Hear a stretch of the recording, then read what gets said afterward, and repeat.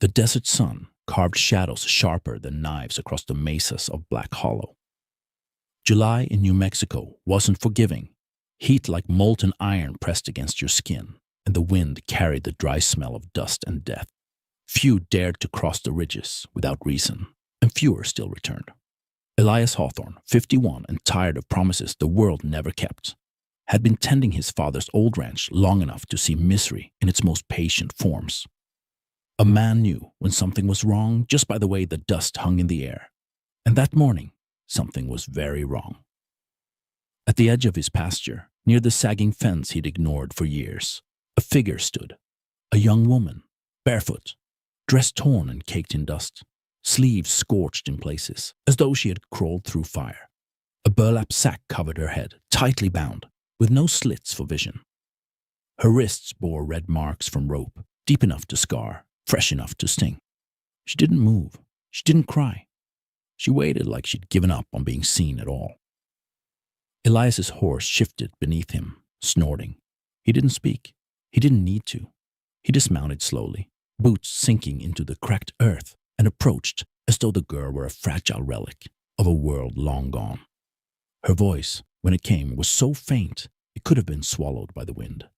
"Please, help me." The sack had been tied with care or cruelty. Elias couldn't tell which. It took nearly 5 minutes of patient fingers to undo it. When it fell away, he saw a face pale as clay, with green eyes that had learned too early to hide nothing. Dirt streaked her cheeks, hair matted to her forehead. Her mouth opened and closed once before she whispered, "Thank you," more out of habit than hope. Elias didn't ask her name, didn't ask where she had come from, or why anyone had treated her like she was less than a living soul. He simply helped her onto the saddle of a smaller mare tied nearby and walked beside them as the animals carried them back to the cabin. Silence stretched between them. Not awkward, not tense, just weighty. Two lives carrying the memory of too much pain. Back at the ranch, Elias poured water into a tin cup. She drank slowly, carefully, as if savoring the sensation of survival itself. He set a small baked potato beside her and left without comments. Words were unnecessary. Survival didn't wait for conversation. She wrapped herself in one of Elias's old blankets, staring into the fire. 20 minutes passed before she spoke again. Voice so soft it was almost swallowed by the crackling flames. "They said, if a man looks at me too long, he'll be cursed." Elias chuckled, low and dry, shaking his head. "Sounds like cowards telling lies to feel braver." A crooked smile flickered across her face, a gesture small but defiant. The next morning, he found her carrying his shirts out to the line, moving as if she belonged. She hadn't asked to stay, and he hadn't offered, but something unspoken had passed between them. She wasn't hiding anymore. She wasn't running. Black Hollow, like all small towns, had ears. By sundown, whispers crawled across every tavern, every trading post. Some claimed she was Comanche. Others whispered she was a witch. One old drunk swore she was a ghost, returned from the grave to haunt the living. Elias didn't care. He had a horse with a limp, a fence that wouldn't fix itself, and now a girl who flinched whenever he coughed too loud. By evening, tension rippled through the ridge. 2 men on horseback rode up the south road. Their boots dug deep grooves into the dirt. Their eyes, cold and calculating, never met the horizon. Elias stepped onto the porch, shotgun resting across his broad shoulders. The girl froze behind the window, hands gripping the sill as though it could hold her from the storm coming. The taller man tipped his hat. "Looking for a girl," he said. "Red hair. Where's the sack?" Elias's voice, calm as the desert night, cut through the heat. "She ain't here." The second man laughed, low and menacing. "Pretty if you can get past the silence inside," he said, nodding toward the girl. Elias didn't move. "She's not yours to take," he said, voice steady, eyes locked on theirs. "Not cattle, not property. She's a person." The men hesitated, glancing at each other. Then, without another word, they turned their horses and disappeared into the horizon, leaving the wind to swallow their threats. That night, the girl didn't cry, didn't speak. She held a hawk feather she had found near the fence. Elias sat across from her by the fire, quietly tending the flames, knowing she needed time. Feathers, she murmured, always show up after storms. Elias didn't respond. Some things he had learned needed no words.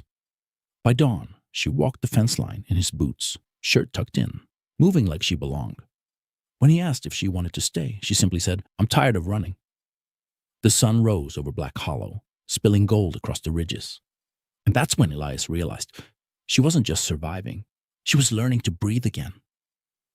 If you've followed this story this far, hit that like button and subscribe to see what happens next. Out here in the West, storms are never over after the first night, and she's about to face another one. Days passed in a quiet rhythm. She worked alongside him, fixing fences, tending the horses, learning the land like it had always been hers.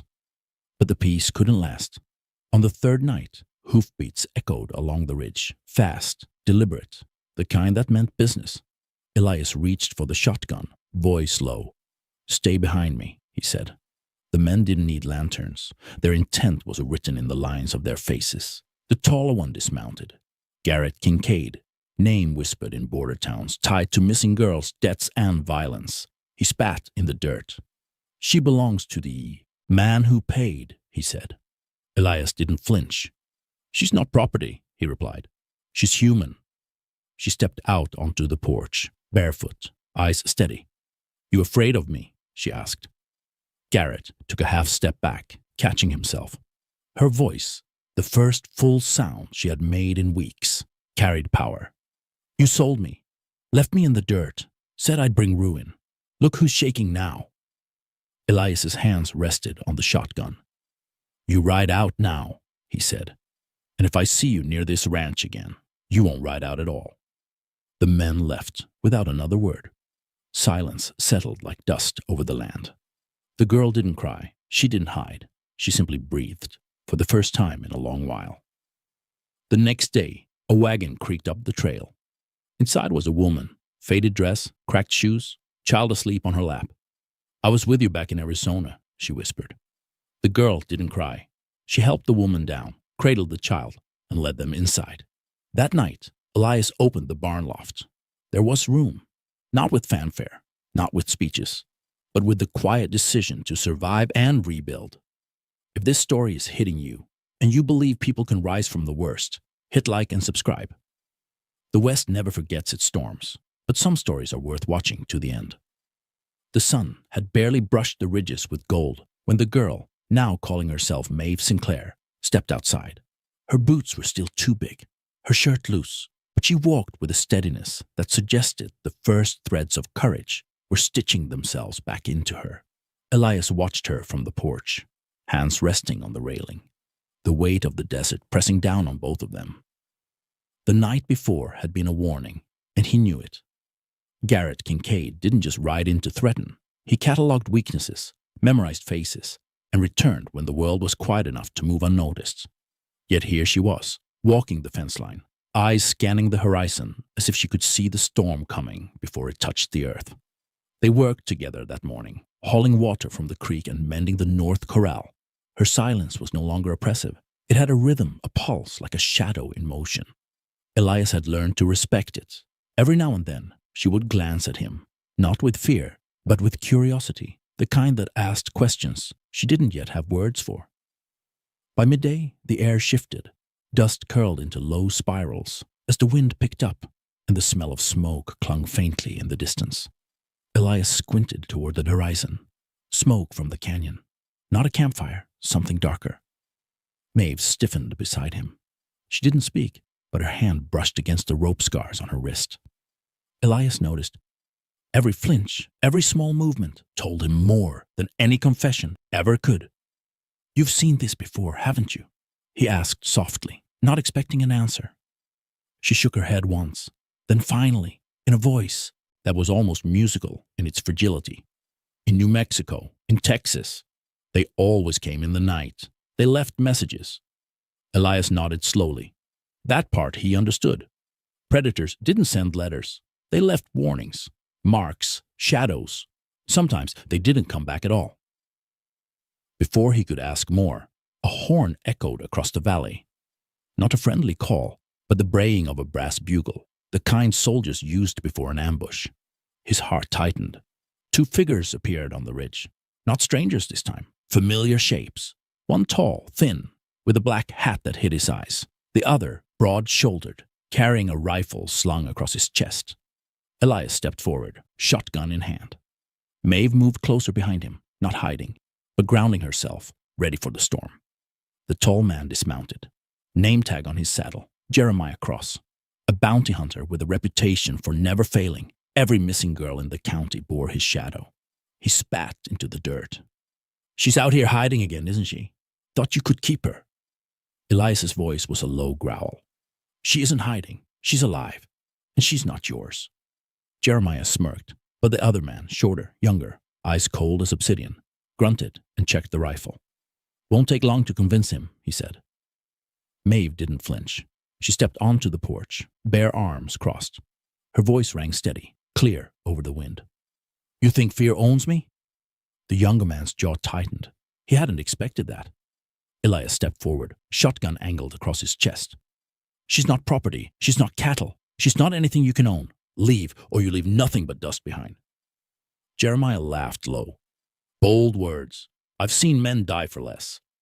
You think one girl makes a difference?" Mave's eyes met his. The green burned with something fiercer than fear. Survival. "I'm not one to die for," she said, voice low, "but I'm done being scared of people like you." The wind shifted again. Dust and sand whipped around their boots. Elias felt it in his bones. The first act of this confrontation would be small, but the consequences would echo far beyond Black Hollow. Suddenly, the younger man raised the rifle, not aiming yet, just testing. A warning shot would come next. But before it could, Mave yanked a length of rope from her belt, her own improvisation, and swung it with precision, tangling the man's horse. The animal bucked, jerking him off balance. Elias fired a warning blast from the shotgun. Chaos erupted in a flurry of dust and shouts. By the time the wind settled, the men had retreated, but not without leaving a mark, a deep gouge along the fence posts and hoofprints, trailing down toward the creek. Mave's hands shook slightly as she lowered the rope. Elias put a firm hand on her shoulder. "You're learning fast," he said. She didn't answer, only exhaled, the air trembling with a mixture of fear and exhilaration. That night, by the fire, she finally spoke fully for the first time. "My name's Mave," she said. "I was taken when I was 12. They called it payment for debts I didn't owe. For years I ran, until you found me." Elias listened, letting her voice fill the cabin, knowing this was the moment trust began to take root. "You don't have to tell me more than you want," he said. "Just remember this. No one gets to write your story but you." A week passed, and the days fell into a rhythm of rebuilding. Mave helped mend the barn, fed the livestock, learned to ride properly. Yet every shadow in the canyon reminded them that the storm was far from over. And then came the letter. It arrived pinned to the gatepost. A small scrap of brown paper, inked roughly. Words simple, cruel. "She belongs to the debts unpaid. Keep her, and we'll collect your blood next." Mave read it aloud, voice steady despite the chill creeping through her. "They want me back," she said. Elias's jaw tightened. He had faced men like this before, but never for someone like Mave. He felt something unfamiliar, fear for her, not himself. Days turned into nights of preparation. The ranch transformed, fences reinforced, hidden paths memorized, traps set for the first attempt. Mave practiced with a pistol Elias had reluctantly lent her, every shot a testament to the fire they were stoking together. One evening, as the sun bled red over the ridges, Mave spoke quietly, almost to herself. "I don't want to hide anymore. I don't want to run." Elias put a hand on her shoulder, firm but gentle. "You won't. Not with me." The wind carried the distant sound of hoofbeats again. This time, not 2, not 3, but 6. A company moving deliberately through the desert, shadows elongated by the dying light. Mave turned to Elias, eyes sharp, the first flicker of defiance mingled with trust. Elias nodded. "Remember, it's not just about fighting them. It's about showing them they can't take what's never theirs. If you've stayed with Mave and Elias this far, hit like and subscribe. Part 3 is coming, and the storm they've been running from is about to break. You won't want to miss how it ends. The ridge darkened. The firelight in the cabin flickered across Mave's face, revealing the first traces of hope she had allowed herself in years. Outside, the desert held its breath, and somewhere in the shadows, their enemies were counting the cost of underestimating a girl who had nothing left to lose, and a man who had everything to protect. The desert morning was quiet, but the silence was a lie. 6 riders had circled the ranch overnight, waiting for the sun to stretch high enough to give them courage. Elias knew it wasn't just about taking Mave back anymore. It was about punishing anyone who dared interfere. Mave stood at the cabin door, hands clenched around the edge of the frame. Her hair, tangled from the wind, framed a face, hardened by years, yet softened by the small victories of the past fortnight. She met Elias's gaze, and for the first time, there was no hesitation, only steel. "They're coming," she said. Elias nodded. His hands rested on the double-barrel shotgun slung across his shoulder. Behind him, the ranch hummed with a quiet preparedness. The livestock had been moved, fences fortified, and hidden paths memorized. Every move Mave had made since arriving here had been deliberate, every scar a lesson. The riders appeared over the ridge as the sun climbed. Dust spiraled in low columns, sunlight glinting off their weapons. Jeremiah Cross led the group, face a mask of disdain, and the others, hungry men hardened by greed, followed like shadows. Elias stepped onto the porch, shotgun pointed skyward, calm as the desert. Mave came beside him, rifle in hand, every motion precise. She didn't speak. She didn't have to. Their silent understanding was louder than any words. Jeremiah's horse slowed as they approached. "Hand her over," he called, voice rough. "No one needs to die today, but don't think I won't take what's mine." Elias's voice was quiet, deliberate. "She's not yours. She never was. Ride back, or you'll see why some debts aren't paid with coin." Jeremiah laughed, sharp and cruel. "You think a girl and an old man can stop 6 of us? You're dreaming." Mave tightened her grip on the rifle. "I'm not dreaming," she said, voice low but unwavering. "I'm done running, and I'm done being afraid." The younger men snorted, raising their weapons. But before the first shot could be fired, Mave fired a warning shot over their heads. Dust exploded near their horses' hooves, and the sudden chaos sent the lead rider reeling. Elias took careful aim, firing his shotgun at the nearest threat. The crack echoed across the valley like a gunshot of justice long overdue. The battle that followed was swift, calculated, and fierce. Mave moved with a fluidity that surprised even Elias. Every shot she took was measured, aimed to disable, not kill. She had learned quickly. Every wound inflicted had a purpose. The men, confident in their numbers, faltered under the precision of a girl who refused to be their victim. Jeremiah realized too late that his arrogance had been his undoing. Elias and Mave worked in tandem, each covering the other, each anticipating movements like a dance rehearsed by necessity. By the time the dust cleared, 2 men lay incapacitated, the rest fleeing back toward the ridge, with a newfound respect for the price of crossing them. Jeremiah, furious, turned to Elias. "You'll pay for this." Mave stepped forward, rifle trained on his chest, unwavering. "No, not this time." Jeremiah spat. "A girl alone?" Mave smiled. Not a cruel smile, but one born of survival and defiance. "I'm not alone, and I'm done being someone else's property." With that, Jeremiah's group vanished over the horizon, leaving nothing but a cloud of dust and echoes of defeat. Mave lowered the rifle, hands trembling but proud. Elias stepped beside her. "You were amazing," he said, voice soft but steady. She shook her head, looking at the horizon. "We were amazing. Together." After the battle, Ridge Arrest itself seemed to breathe easier. Mave no longer walked the fence lines in caution, but with authority, her boots firm against the cracked earth. She tended the livestock, repaired the barn, and helped Elias mend the fences with a sense of purpose that hadn't existed before. One evening, as the sun dipped low, casting a blood-orange glow over the ridges, Mave finally shared the rest of her story. She told Elias about the towns she had run through, the people who had tried to break her, and the small kindnesses that had kept her alive. Elias listened, not with pity, but with respect. Every tale of cruelty she recounted was met with a quiet understanding, a promise that the past didn't define the future. Then she handed him a small, worn leather pouch.